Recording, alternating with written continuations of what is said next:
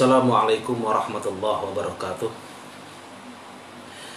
Bismillah, alhamdulillah, wassalatu wassalamu ala rasulillah Sayyidina wa maulana Muhammad ibn Abdillah wa ala alihi wa sahbihi wa man tabi'ahu wa mawalah amma ba'dah.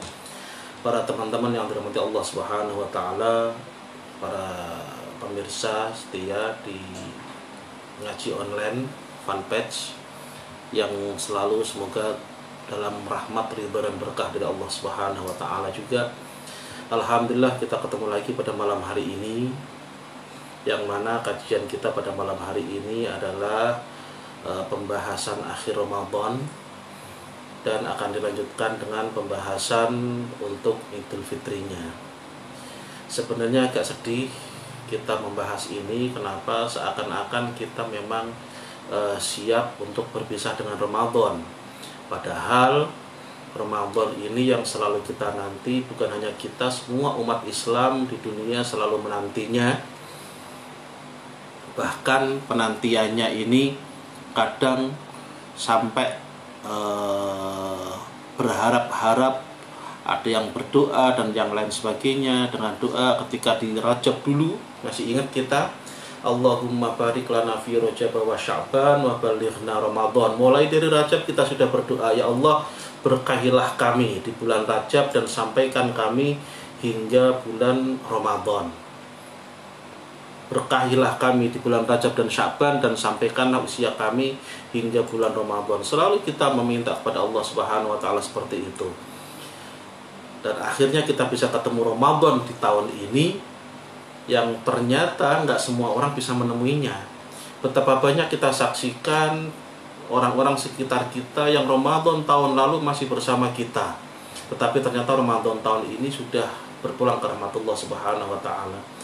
Bahkan ada mungkin di antara keluarga kita yang Ramadan tahun lalu masih bersama dengan kita, sahurnya, buka puasanya, tetapi Ramadan tahun ini mereka sudah kembali ke alam barzah, dipanggil oleh Allah Subhanahu wa taala. Artinya apa? Kita pun bisa demikian. Saat ini kita masih bisa menikmati Ramadan tahun ini. Akan tetapi ingat, Ramadan tahun depan belum tentu kita bisa menikmatinya lagi. Inilah yang perlu kita renungkan untuk kajian kita kali ini. Maka dari itu kita selalu mohon kepada Allah Subhanahu wa taala, semoga ibadah kita di bulan Ramadan ini diterima oleh Allah Subhanahu wa taala. Semua kesalahan, kekhilafan, kekurangannya semoga diampunkan oleh Allah Subhanahu wa taala, dan tetap kita optimis berharap kepada Allah, semoga tetap disampaikan usia kita hingga Ramadan yang akan datang, bahkan didapatkan untuk kita Lailatul Qadar dan fadilah Ramadannya. Para pemirsa, teman-teman semuanya yang ada di Zoom yang dirahmati Allah Subhanahu wa taala, ada ungkapan hadis yang hadis ini bercerita tentang suatu kejadian, cuman ketika kita membacanya kayaknya terlalu sedih. Bagaimana itu hadisnya? Yaitu hadis yang diriwayatkan dari Ka'ab bin Ujrah. Ini sangat tenar hadis ini. Suatu ketika Rasulullah Shallallahu Alaihi Wasallam memanggil para sahabat untuk kumpul. Uhdurul mimbar. Sini, dekat mimbar, sini. Lantas para sahabat mendekati Nabi di sekitar mimbar. Tidak lama kemudian Nabi naik mimbar. Mimbar Nabi pada saat itu terdiri dari 3 anak tangga. Ketika Nabi menaiki anak tangga yang pertama, falamma martaqa darajatal ula qala amin. Nabi lantas mengatakan amin. Naik tangga yang pertama Nabi bilang amin. Falamma martaqa darajatal tsaniyah faqala amin. Ketika Nabi menaiki tangga yang kedua, Nabi pun bilang amin. Begitupun ketika Nabi menaiki ad-darajat ats-tsalitsah, Nabi pun bilang amin. 3 kali, 3 anak tangga dinaiki oleh Nabi. Ketika menaikinya, 3 kali pula Nabi bilang amin. Lantas Nabi menyampaikan wasiat-wasiat kepada para sahabat-sahabatnya. Ketika Nabi turun dari mimbar, sahabat pun bertanya, "Ya Rasulullah, tidak pernah kami saksikan sebagaimana hari ini kami menyaksikan, yaitu engkau bilang amin ketika engkau naik anak tangga, bahkan hingga 3 kali engkau bilang amin. Naik tangga yang kedua engkau bilang amin lagi, naik tangga yang ketiga engkau bilang amin lagi. Ada apa ya Rasulullah?" Nabi pun menjawab, "Tadi ketika saya menaiki anak tangga yang pertama, malaikat Jibril datang kepada saya. Lantas malaikat Jibril berkata, 'Bu'dan,' di dalam riwayat yang lain, 'Ba'uda, liman adraka Ramadan walam yughfarlah.' Sungguh jauh dari rahmat." Para ulama mengartikan yang paling gampang, celaka. Celaka. Liman adraka Ramadan, bagi orang yang mendapatkan Ramadan tetapi walam yughfarlah, dia tidak mendapatkan ampunan dari Allah Subhanahu wa taala. Malaikat Jibril bilang seperti itu, lantas Nabi bilang amin di anak tangga yang pertama. Di anak tangga yang kedua, malaikat Jibril pun sama bilang, "Bu'dan," di riwayat yang lain, "Ba'uda, liman dzukirta indahu walam yusalli 'alaika." Celaka bagi orang yang namamu disebutkan di sisinya, di hadapannya, akan tetapi dia tidak mau bersalawat kepadamu. Lantas Nabi menjawab amin. Di anak tangga yang ketiga, malaikat Jibril pun berdoa, "Bu'dan au ba'uda, liman adraka abawahul kibara au ahadahuma, tetapi walam yudkhilahul jannah." Celaka bagi orang yang mendapatkan kedua orang tuanya masih hidup, atau mungkin salah satunya saja yang masih hidup, akan tetapi kedua orang tuanya atau salah satunya ini tidak menjadikan penyebab dia masuk surga. Nabi pun bilang amin. Ingat ini, 3 doa malaikat Jibril. Doanya malaikat Jibril ketika Nabi menaiki mimbar, artinya apa? Sudah di dalam masjid, di mimbar pula, yang mengaminkan baginda Rasul Muhammad sallallahu alaihi wasallam, yang berdoa pemimpin malaikat.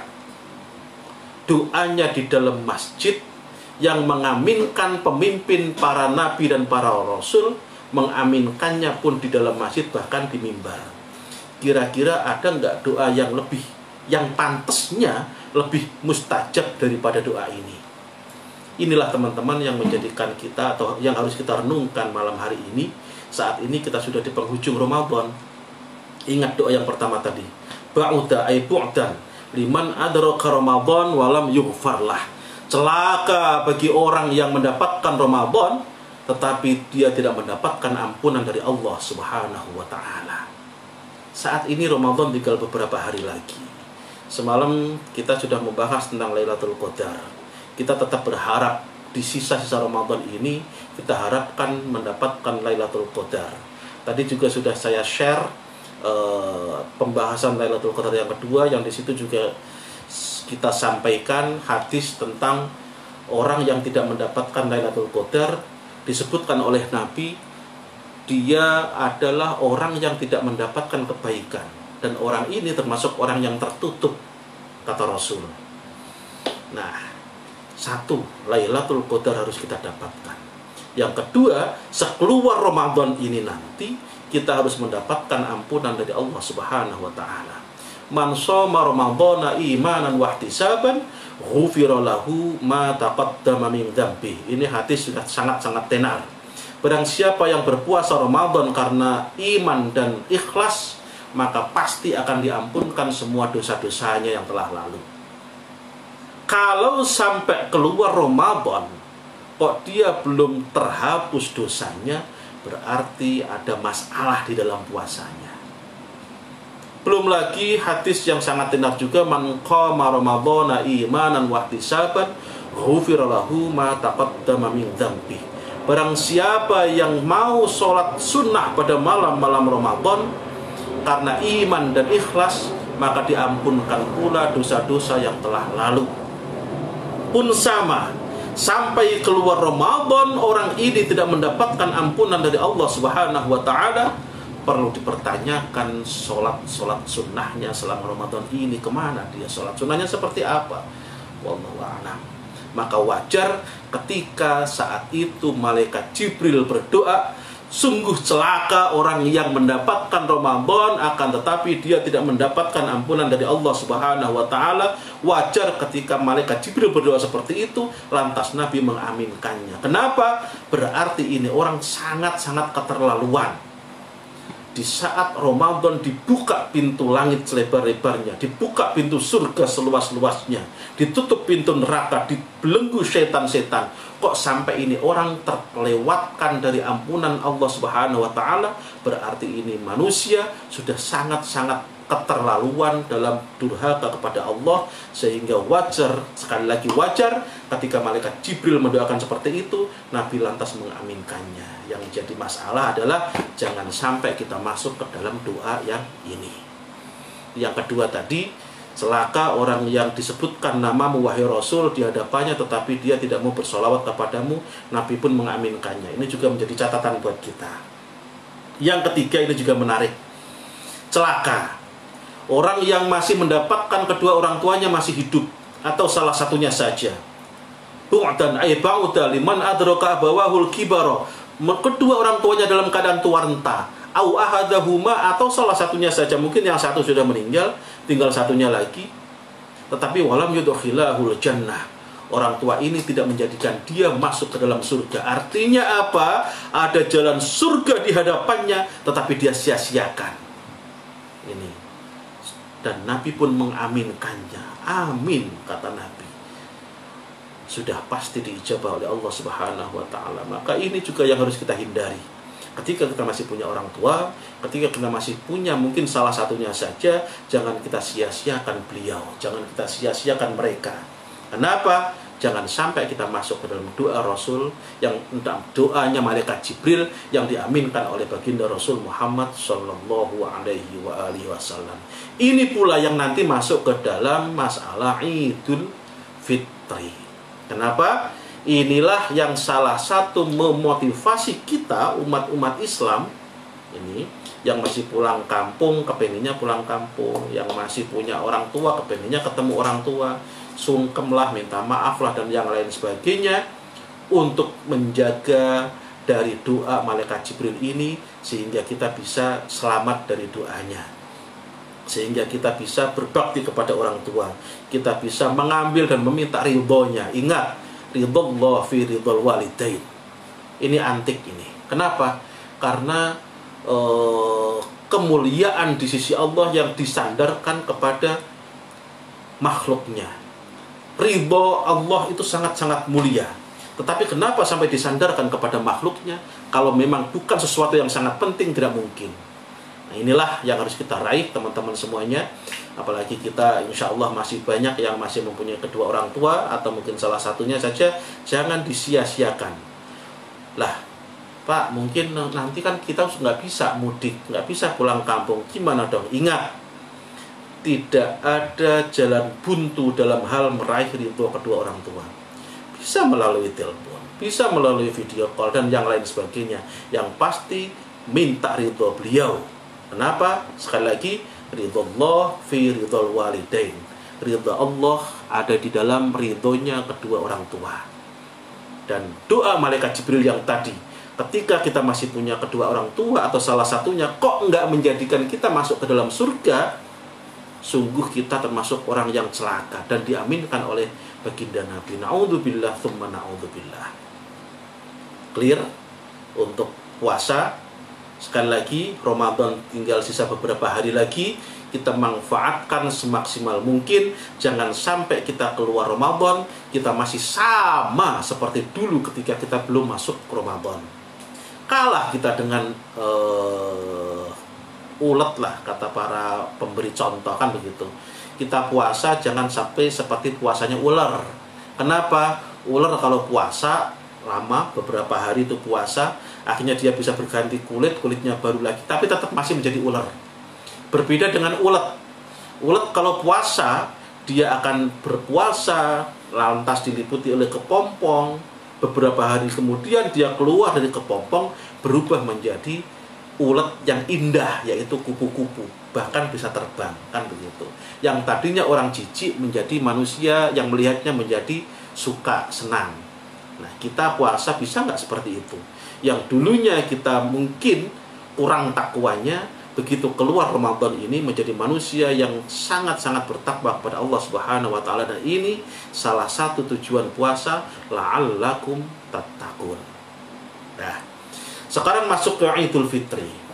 Teman-teman yang dirahmati Allah Subhanahu wa taala, ada salah satu kewajiban, tetap saya ingatkan kembali, yang terkait dengan setelah puasa dan masuk Idul Fitri, yaitu zakat fitrah. Jangan lupa zakat fitrah. Semua manusia yang hidup di akhir Ramadan dan bisa masih bernafas di awal Syawal, yaitu mengalami sorenya Ramadan dan malam Idul Fitri, maka dia wajib berzakat fitrah kalau ada lebihan untuk makan pada hari itu. Dan saya yakin kita semuanya insya Allah adalah kalau lebihan untuk berzakat fitrah, yakin pasti ada. Jangan lupa keluarkan zakat fitrahnya. Kembali lagi, pakai beras apa pakai uang, silahkan pilihan. Kemarin sudah kita bahas, kalau pakai beras mengikuti mazhab Syafi'i yang paling gampang, yaitu sekitar 3,5 liter. Kalau itu pun sudah lebih. Kalau pakai uang mengikuti mazhab Hanafi. Tadi saya membaca, cuman belum membaca resminya, baru membaca notulengnya. Untuk MUI DKI, beliau menetapkan zakat fitrah bermadhab Hanafi menggunakan uang sekitar 55.000. Tapi baru notulengnya, belum resminya. Nanti kalau resminya mungkin bisa di-share, insya Allah. 55.000. Itu tetap bermadhab Hanafi dengan ukuran madhab Hanafi. Kalau nggak salah tadi ukurannya pakai gandum. Teman-teman yang dirahmati Allah Subhanahu wa taala, mulai dari Fitri bahkan untuk bertakbir, Allahu Akbar, Allahu Akbar, Allahu Akbar, la ilaha illallah, Allahu Akbar, Allahu Akbar, walillahil hamd. Takbir. Nah, mulai malam Idul Fitri, takbir tidak harus di masjid. Takbir tidak. Selanjutnya, paginya ada kesunahan pagi hari Idul Fitri. Ada kesunahan pagi hari Idul Fitri, yaitu sholat Idul Fitri. Bagaimana tata cara sholat Idul Fitri ini? Biasanya kita sholat Idul Fitri kan di masjid. Gampang lah, tinggal mengikuti imam. Nanti imamnya bagaimana sholatnya, kadang juga disampaikan tata caranya. Kita tinggal mengikuti saja. Lantas bagaimana ketika kita sholatnya di rumah? Nah, ini yang agak repot. Teman-teman banyak yang diuji, yang biasanya nggak ngimamin, sekarang mau nggak mau harus ngimamin di rumah. Ini yang mereka kadang kaget. Sebenarnya nggak ada perbedaan. Intinya seperti ini. Sholat Idul Fitri, saya kasih yang gambaran umumnya dulu. Sholat Idul Fitri itu sunnah untuk berjamaah. Saya ulangi lagi. Sholat Idul Fitri adalah salah satu sholat sunnah yang disunnahkan kembali untuk berjamaah. Layaknya sholat tarawih, sunnah berjamaah. Tapi Idul Fitri lebih umum lagi. Kenapa? Karena ada syiar di situ. Bahkan orang-orang yang tidak biasa ke masjid, tidak biasa keluar, disuruh keluar saat Idul Fitri. Ini saya nggak ngomong masalah yang berkaitan dengan pandemi saat ini. Ini kita ngomong dasarnya dulu, ngomong yang aslinya dulu seperti itu. Memang disyariatkan untuk syiar. Yang nggak biasa ke masjid, ayo ke masjid, kumpul, sholat bareng-bareng menjadi satu, biar kelihatan syiarnya. Sunnah berjamaah. caranya sholat dahulu baru khutbah. Saya ulangi lagi, caranya sholat dulu baru khutbah. Kebalik dengan sholat Jumat. Kalau sholat Jumat, khutbah dulu baru sholat. Kalau Idul Fitri, Idul Adha, sholat dulu baru khutbah. Berapa rakaat sholatnya? Sholatnya 2 rakaat. 2 rakaat berjamaah, 2 rakaat. Tata caranya tetap pakai niat. Allahu Akbar, takbiratul ihram. Ketika mulut bilang Allahu Akbar, hati ngomong saya niat sholat sunnah Idul Fitri makmuman. Kalau kita makmuman. Nah, setelah takbiratul ihram atau takbir yang pertama kali sholat, disunnahkan untuk takbir lagi sebanyak 7 kali. Allahu Akbar, Allahu Akbar, Allahu Akbar, Allahu Akbar, Allahu Akbar, Allahu Akbar, Allahu Akbar. Mendengarkan bacaan imam. Kalau imamnya baca Fatihah. Nah, kalau kita sholat jadi imamnya atau seandainya kita baca Fatihah. Bismillahirrahmanirrahim. Alhamdulillahi rabbil alamin, dan seterusnya. Nah, sama membaca surat, rukuk, i'tidal, sujud, duduk, sujud, berdiri lagi, Allahu Akbar. Setelah Allahu Akbar berdiri, disunnahkan lagi takbir 5 kali. Ingat, yang pertama tadi 7 kali, yang kedua ini 5 kali.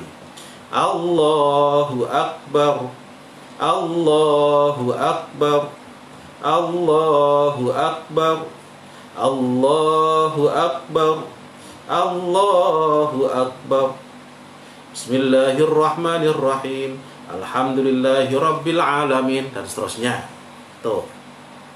Pertanyaannya ini sampai selesai, sampai salam. Pertanyaannya adalah antara takbir dengan takbir berikutnya kita kan nggak ngapa-ngapain tuh, Pak.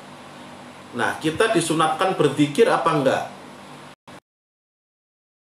Ini prinsipnya di dalam sholat itu jangan sampai ada diem yang nggak ngapa-ngapain. Kecuali diem dengerin imam, lain lagi itu. Tetap namanya beribadah, dengerin bacaan imam. Tapi kalau nggak ngapa-ngapain, itu jangan sampai. Disinilah ada takbir-takbir intikal. Takbir intikal itu takbir perpindahan dari gerak satu ke gerak yang lain. Contoh, dari berdiri ke rukuk itu kan ada takbir tuh. Allahu Akbar rukuk. Sami Allahu liman hamidah khusus ini. Allahu Akbar sujud. Allahu Akbar duduk. Ini kan ada takbirnya semua ini. Kenapa kok ada takbirnya? Memang biar nggak diem. Jadi sholat ini kita isi gerakan dan zikir plus baca Al-Quran kalau memang tempat-tempatnya untuk membaca Al-Quran. Seperti itu. Sampai perpindahan antar gerak satu gerak yang lain pun Allahu Akbar. Biar nggak diem. Pun sama ketika antara Allahu Akbar yang tadi tuh, yang setelah takbiratul ihram, kan Allahu Akbar yang 7 kali dan 5 kali tadi, antara itu jangan diem. Karena jangan diem isilah dengan zikir. Para ulama membuat tuntunan diisi dengan zikir subhanallah walhamdulillah wala ilaha illallah wallahu akbar. Saya ulangi, subhanallah walhamdulillah wala ilaha illallah wallahu akbar. Jadi prakteknya begini. Setelah takbiratul ihram, Allahu Akbar, takbir yang pertama kali yang ada niatnya. Kan terus sunnah 7 kali itu. Jadi begini. Allahu Akbar, mulutnya bilang subhanallah walhamdulillah wala ilaha illallah wallahu akbar. Allahu akbar, subhanallah walhamdulillah wala ilaha illallah wallahu akbar. Allahu akbar. Tapi zikirnya tadi pelan, yang selain Allahu akbar pelan tadi. Nah, begitu sampai seterusnya. Setelah itu kalau bisa doa iftitah, kalau nggak bisa langsung Al-Fatihah. Nah, ini teknik saja, yang penting jangan sampai diem. Selesai sholat 2 rakaat, kita disunahkan untuk mendengarkan khutbah dari khotib. Kalau pemimpin sholat namanya imam, kalau yang khutbah namanya khotib. Bisa 1 orang, ya imam ya khotib, bisa 2 orang. Imam beda, khotibnya beda, nggak masalah, nggak usah dipermasalahkan. Nah, kalau kita sebagai khotib harusnya sudah tahu syarat rukunnya khutbah. Tapi makmum pun harus ngerti. Ingat, yang pinter tidak harus imam saja, yang pinter tidak harus khotib saja, tetapi makmum pun, pendengar pun harus pinter. Kenapa? Kalau ada salah-salah di imam, salah-salah di khotib, makmum harus tampil untuk menggantikannya atau mengingatkannya. Nih, makanya makmum pun harus pinter. Terserahlah, kan sudah ditanggung imam. Seperti itu. Islam ini mengajarkan kita untuk semuanya pintar. Enggak taklid buta, bukan. Artinya kita ngikut imam, masa bodoh lah imamnya sah apa enggak, yang penting saya ngikut, nggak bisa. Salah satu syaratnya makmum adalah yakin kalau sholatnya imam sah. Nih, ingat. Salah satu syaratnya menjadi makmum, bisa sahnya menjadi makmum adalah dia yakin sholatnya imam sah. Bagaimana dia bisa yakin sholatnya imam sah kalau dia juga tidak menguasai tentang sholat? Makanya makmum pun harus pintar. Nah, kenapa? Ya tadi, ketika imam salah, dia mengingatkan. Bagaimana cara mengingatkannya? Nah, ini makanya pintar, harus pintar. Cara mengingatkannya pun ada cara-caranya. Bagaimana ketika khotibnya ada yang kurang rukunnya, makmum pun harus bisa mengingatkannya. Bagaimana ketika khotibnya berhalangan di tengah-tengah? Nah, makanya ini makmum pun harus pintar. Dirahmati Allah Subhanahu wa taala. Sekilas saja, siapa tahu kita bisa praktek di sini nanti, atau mungkin kita menjadi imam seandainya, menjadi khotib seandainya. Kalau sholatnya insya Allah sudah paham lah. Untuk khutbahnya, khutbah Idul Fitri tetap 2 kali. 2 kali. Sekali tampil khutbah, lantas duduk istirahat sebentar, sekitar bisa tumak ninah lah, tetap ada tumak ninahnya di duduknya nanti. Lantas tampil lagi untuk khutbah yang kedua, terus baru selesai. Bagaimana cara khutbah? Khutbah itu gampang. Khutbah itu gampang. Ingat, rukun khutbah yang pertama, rukunnya, ini saya ngomong rukunnya, hanya hamdalah, sholawat, wasiat takwa, baca Quran. Sebentar, saya ulangi lagi, hamdalah, sholawat, wasiat takwa atau ittaqullah, baca sebagian dari ayat Al-Quran. Nanti terus istirahat sebentar atau duduk, kira-kira tumak ninah lah, biasanya diisi dengan sholawat. Kan tampil lagi untuk khutbah yang kedua, rukunnya pun sedikit berbeda tetapi sama cepatnya, yaitu hamdalah, sholawat, wasiat takwa, doa. Doa yang sifatnya doa untuk umum dan doanya bersifat ukhrawi. Yang paling gampang, Rabbana atina fid dunya hasanah wa fil akhirati hasanah wa qina adzaban. Sama. Kalau sholat idnya di rumah tetap disunahkan untuk berjamaah kalau memungkinkan. Artinya apa? Kalau ada jamaahnya. Kalau ada jamaahnya tetap disunahkan untuk berjamaah. Nih. Yang kedua, kalau jumlahnya ada 4, saya ulangi lagi, kalau jumlahnya ada 4 orang atau lebih, disunahkan tambah khutbah. Nah, ini kalau kurang dari 4, maka cukup jamaahnya sholat saja. selesai sholat selesai. Tapi kalau 4 atau lebih, 4, 5, 6 sekeluarga, atau mungkin tambahin keluarga tetangga seandainya, karena keadaan seperti ini kan nggak boleh banyak-banyak gitu. Nah, maka 4 lebih tetap sunnah yang 1 orang tampil menjadi khotib setelah sholat. Bagaimana caranya? Sama kayak tadi, hamdalah, sholawat, ittaqullah, baca sebagian ayat Al-Quran atau baca surat yang pendek sajalah, lebih aman.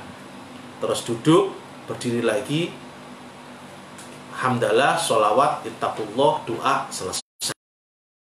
Saya kasih contoh yang paling ringkas seperti ini. Jadi tambahin yang biasanya ada para khotib membaca.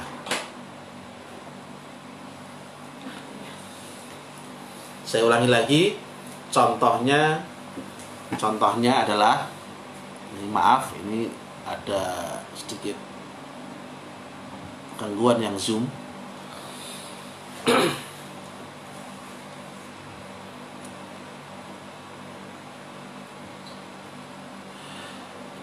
Contoh khutbah ringkas tetapi ditambah dengan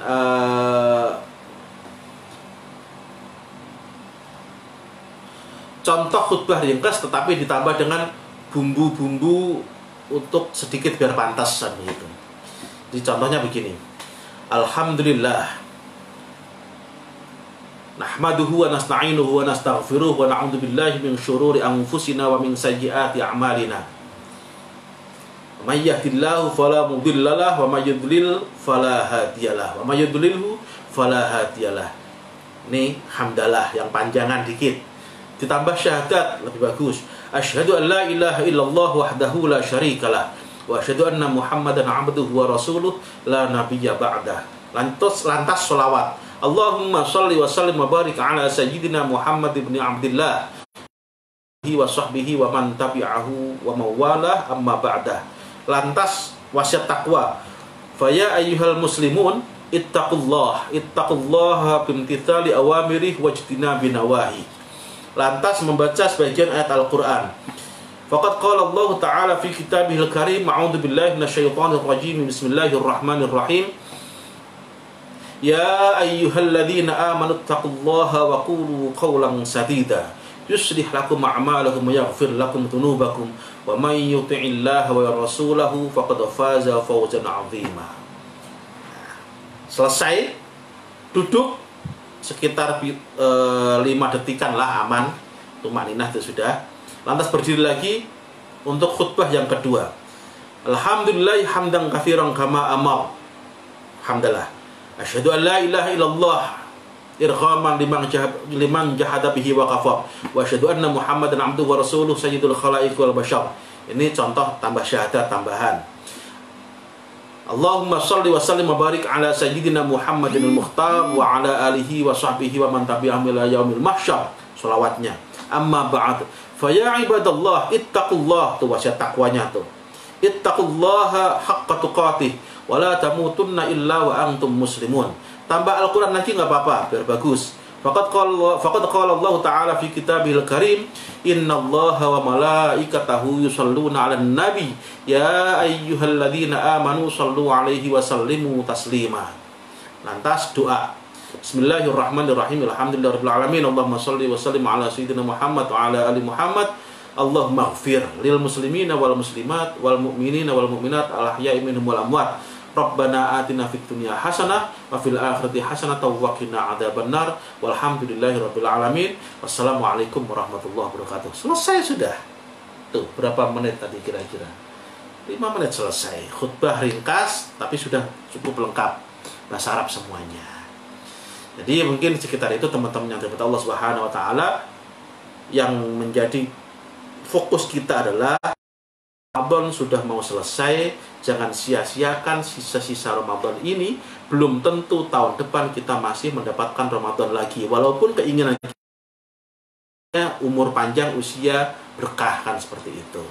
Dapatkan keutamaan Ramadan, jangan sampai kita keluar Ramadan kita tidak mendapatkan ampunan dari Allah Subhanahu wa taala, yang pertama. Yang kedua, Idul Fitri. nanti ada zakat fitrah, tunaikan zakat fitrah. Yang kedua, ada takbir, laksanakan takbir karena ini termasuk sunnah yang diperintahkan oleh agama. Yang ketiga atau yang selanjutnya adalah sholat id, bisa dilakukan berjamaah di masjid kalau memungkinkan, kalau tidak memungkinkan di rumah. Kalau 4 orang atau lebih tambah khutbah tadi seperti tadi contohnya. Kalau hanya 3 ke bawah, hanya sholat saja dengan tata cara yang seperti tadi. Terima kasih. Untuk selanjutnya saya buka sesi tanya jawab. Untuk yang di Zoom, yang di ngaji online fanpage, silahkan kalau ada pertanyaan di kolom komentar. Dari saya mohon maaf apabila selama ngaji bersama teman-teman PTIQ ini banyak salah dan khilaf. Mohon maaf yang sebesar-besarnya. Kita tetap berharap kepada Allah, semoga kita selalu ditolong Allah dalam beribadah kita, sehingga keluar dari Ramadan ini kita menjadi hamba-hamba yang makin bertakwa dan diterima puasa kita, mendapatkan ampunan dari Allah Subhanahu wa taala. Wallahu a'lam. Assalamualaikum warahmatullahi wabarakatuh.